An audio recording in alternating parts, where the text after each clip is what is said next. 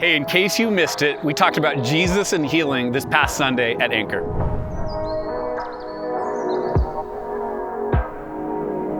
My name is Bryan, and like I mentioned, we talked about Jesus and healing this past Sunday at Anchor. And I don't know about you, but like growing up, I didn't have a ton of experience with the church. And so my exposure with Jesus and healing was when I was like sick at home, scrolling through channels, looking for something to watch. And I stumbled upon the Christian channel, and there was big hair, golden chairs, and donate now, and these like hard to believe healings. That was my exposure. And for me, at that point, it felt more like an SNL sketch. Now things changed for me as I came to faith in Jesus, but that was like my initial exposure to Jesus and healing. So what I want to do is provide 4 different kind of glimpses of what healing is for Jesus so that we have like a correct understanding. And the first is that healing is Jesus's mission. Healing is Jesus' mission. It's the first miracles that we see recorded in the Gospel of Matthew. He goes towards 3 different types of people, a centurion, a leper, and a woman, Peter's mother-in-law, and he heals them. And in fact, at the beginning, rather at the end of that passage,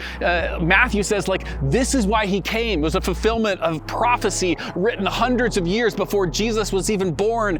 The mission of Jesus is to heal because he wants to see things that are broken, restored. The original idea of God's creation was to be good, not harmed and hurt, but whole and healed. And so when Jesus comes into the world, he heals, he brings healing. And the second thing is that Jesus is healing. The healing that Jesus brings, it's holistic. We look at just like the story of the leper there in Matthew chapter 8, and like the lepers, according to Jewish law, they shouldn't even be able to approach another person. They have to yell out, unclean, unclean, because they don't want the contagion spread. Understandable why that would be in Jewish law, but Jesus moves towards this person who'd been a social outcast, a spiritual outcast, unable to hold a job, unable to hang out with his family, and he heals him, and it actually says he touches him. You see, Jesus' healings are always holistic. The fact that Jesus touches this person that had not experienced physical touch shows that Jesus is interested in healing the physical symptoms, but he also wants to bring this person back into relationship. He wants to show real connection,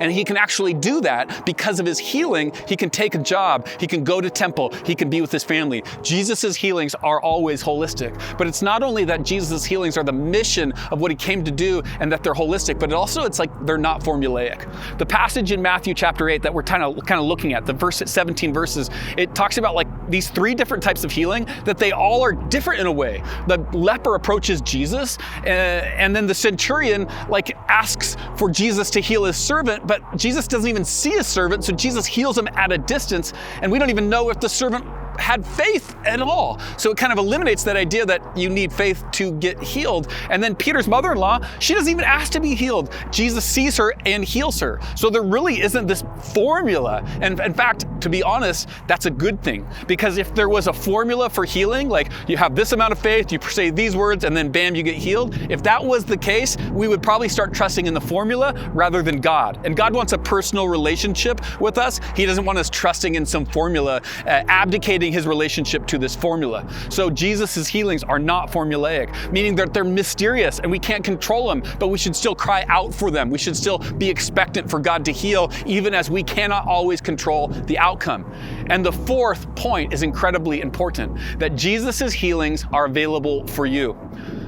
You might be right now experiencing relational tension in a relationship, or maybe there's emotional or mental pain that you're dealing with that keeps on trapping you in this cycle of self-defeated mindset. Or maybe there is a physical thing that you are up against that you need healing from. Jesus' healing is available for you. One of the reasons we know this is that at the beginning of this passage, this leper who was unqualified for healing for all of these reasons, couldn't talk to people, couldn't be in relationship, he asks Jesus, hey, if you're willing, I know you can do it. Are you willing? He's asking, are you willing to heal me? Jesus' 3 words are, I am willing. And Jesus has not stopped saying, I am willing. He is willing to heal you. There might be a longer process of time. The healing might take longer than you want. It might not be on your schedule. He might heal something else, even not the thing that you're asking for healing for. He might be healing you of something different first, but he is willing to heal you. So I would just invite you to link up with somebody, a friend in your life, Maybe just go directly to God, asking for healing for something, a relationship, emotional, mental, physical, whatever it is. Ask, cry out for healing. Come with a friend, come alone. Comment on this if you're looking for some connection and we can connect with you. But Jesus' healing is available for you.